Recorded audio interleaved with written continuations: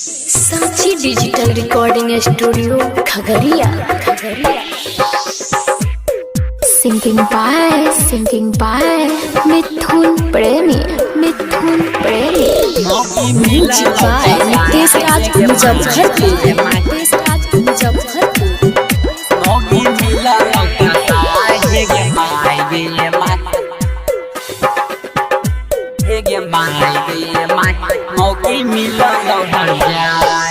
जैबो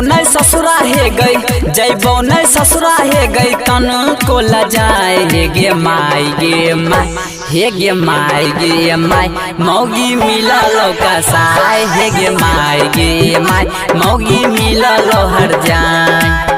जैबो नहीं ससुरा है गई तन को लजाए हे गे माई हे गे माई मौगी मिला लो कसाय हे गे माई मौगी मिला लो हर जाए। Music by Nitesh Raj Muzaffarpur. आप सुन रहे हैं मिथुन प्रेमी की आवाज में। मिला लो कसाय हे गे माई तने को नीक लागे चाइले ओकर बढ़िया हमरे जली खल रहे बोरा बका कनिया हमरे जली खल रहे बोरा बका कनिया तने को नीक लागे चाइले ओकर बढ़िया हमरे जली खल रहे बोरा बका कनिया। खाइल नहीं जाय खाना पानी नहीं घोटाए हे गे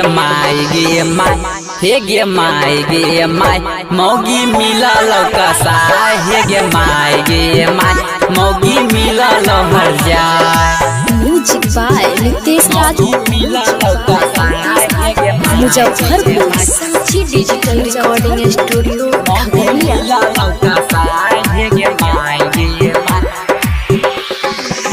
जींस और टी शर्ट पहनी लागे बवाल गे की बताइयो मम्मी ओ कर हाल गे की बताइयो मम्मी ओ कर हाल गे।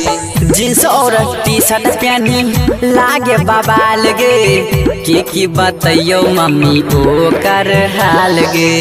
अरुणा मिथुन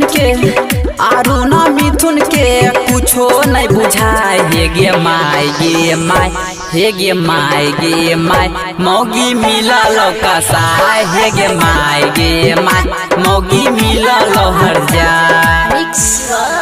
सिक्कू सावरिया।